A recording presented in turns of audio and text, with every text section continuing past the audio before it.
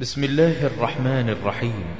والوالدات يرضعن أولادهن حولين كاملين لمن أراد أن يتم الرضاعة، وعلى المولود له رزقهن وكسوتهن بالمعروف، لا تكلف نفس إلا وسعها، لا تضار والدة بولدها ولا مولود له بولده، وعلى الوارث مثل ذلك، فإن أرادا فصالا عن تراض منهما وتشاور فلا جناح عليهما، وإن أردتم أن تسترضعوا أولادكم فلا جناح عليكم إذا سلمتم ما آتيتم بالمعروف، واتقوا الله واعلموا أن الله بما تعملون بصير. والذين يتوفون منكم ويذرون أزواجا يتربصن بأنفسهن 4 أشهر و10، فإذا بلغن أجلهن فلا جناح عليكم فيما فعلن في أنفسهن بالمعروف، والله بما تعملون خبير. ولا جناح عليكم فيما عرضتم به من خطبة النساء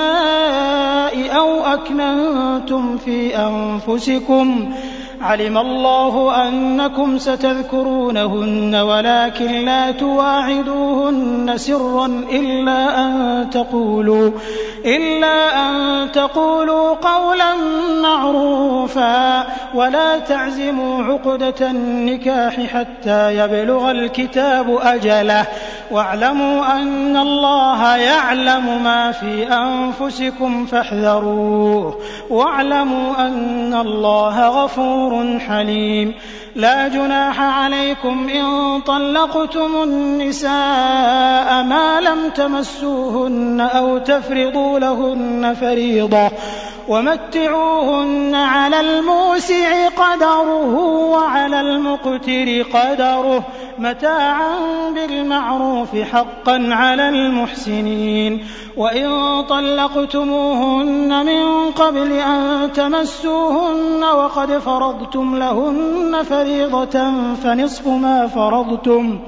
فنصف ما فرضتم إلا أن يعفون أو يعفو الذي بيده عقدة النكاح، وأن تعفوا أقرب للتقوى، ولا تنسوا الفضل بينكم، إن الله بما تعملون بصير. حافظوا على الصلوات والصلاة الوسطى وقوموا لله قانتين، فإن خفتم فرجالا أو ركبانا، فإذا أمنتم فاذكروا الله كما علمكم ما لم تكونوا تعلمون. والذين يتوفون منكم ويذرون أزواجا وصية لأزواجهم متاعا إلى الحول غير إخراج، فإن خرجن فلا جناح عليكم فيما فعلن في أنفسهن من معروف، والله عزيز حكيم. وللمطلقات متاع بالمعروف حقا على المتقين، كذلك يبين الله لكم آياته لعلكم تعقلون. ألم تر إلى الذين خرجوا من ديارهم وهم ألوف حذر الموت فقال لهم الله موتوا ثم أحياهم، إن الله لذو فضل على الناس ولكن أكثر الناس لا يشكرون. وقاتلوا في سبيل الله واعلموا أن الله سميع عليم. من ذا الذي يقرض الله قرضا حسنا فيضاعفه له أضعافا كثيرة، والله يقبض ويبسط وإليه ترجعون. ألم تر إلى الملأ من بني إسرائيل من بعد موسى إذ قالوا لنبي له مبعث لنا ملكا نقاتل في سبيل الله قال هل عسيتم إن كتب عليكم القتال ألا تقاتلوا قالوا وما لنا ألا نقاتل في سبيل الله وقد أخرجنا من ديارنا وأبنائنا فلما كتب عليهم القتال تولوا إلا قليلا منهم والله عليم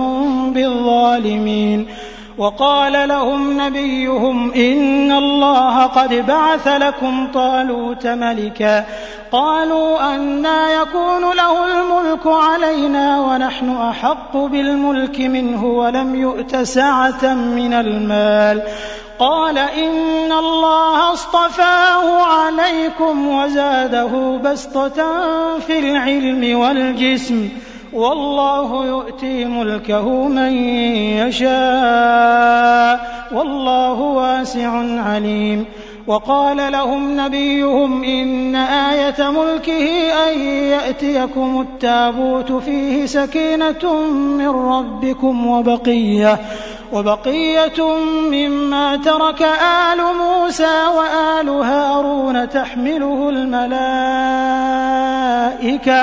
إن في ذلك لآية لكم إن كنتم مؤمنين فلما فصل طالوت بالجنود قال إن الله مبتليكم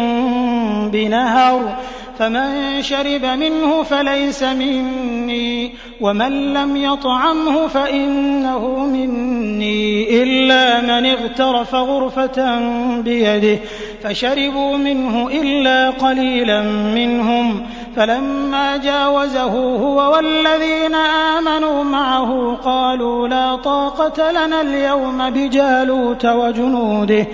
قال الذين يظنون أنهم ملاقو الله كم من فئة قليلة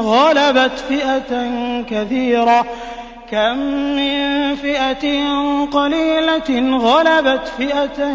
كثيرة بإذن الله والله مع الصابرين ولما برزوا لجالوت وجنوده قالوا ربنا أفرغ علينا صبرا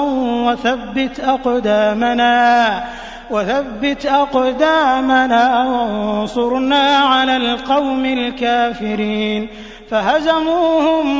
بإذن الله وقتل داود جالوت وآتاه الله الملك والحكمة وعلمه مما يشاء